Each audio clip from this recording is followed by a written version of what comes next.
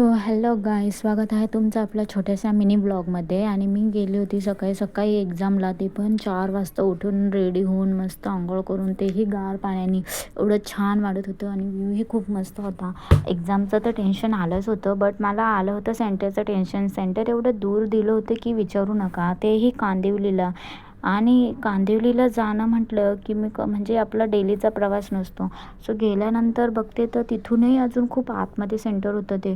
तर मग ऑटो पकडली. ऑटोवाल्या भाऊला सांगितलं लवकर सोडवा भाऊ. मग त्यांनी मीटरची भेटली होती. मग ऑटोवाल्या भाऊला बोलली लवकर सोडा मला, आणि त्यांनी पटापट सोडलं मला. आणि एक्झाम झाली होती. मग मी एक्झाम झाल्यानंतर मी अशीच मस्ती करत आले. मग तिथूनही खूप लांब होतं म्हणून मेट्रो जवळ होतं, तर मेट्रोने मग अंधेरीला, देन अंधेरीवरनं आपल्या घरी यायला निघाली होती. मेट्रोचं म्हटलं तर किती मस्त, म्हणजे मी गेलेली मेट्रोमध्ये खूप टाईम्स, पण व्हिडिओ काय एवढा शूट केला नव्हता. सो गेली होती आता, तर म्हटलं व्हिडिओ काढूया छोटासा. सो मेट्रो मस्त येत होती, किती छान वाटत होतं. आणि बसल्यानंतर एवढं भारी वाटत होतं की, आणि व्ह्यूही खूप छान होता तिथला. तुम्ही बघा किती मस्त दिसतोय व्ह्यू. आणि अशी भीतीही वाटत होती की मेट्रो एवढा वरतून चालला आहे.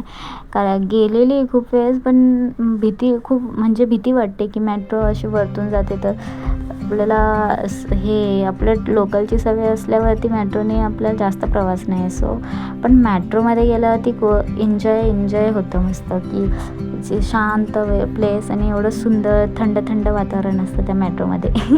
तुम्ही जावा, एन्जॉय करा. आणि माझा थोडासा प्रॉब्लेम झालेला, कारण की मेट्रोचं आपल्याला एवढं माहिती नाही, म्हणून मी सारखी येड्यासारखी इकडनं तिकडं, आणि मेट्रोला म्हणजे पैसेही खूप लागून जातात. सो कधी मी जास्त प्रवास नाही करत मेट्रोने, बट लेट होईल म्हणून मी म्हटलं की मेट्रोने जाऊ.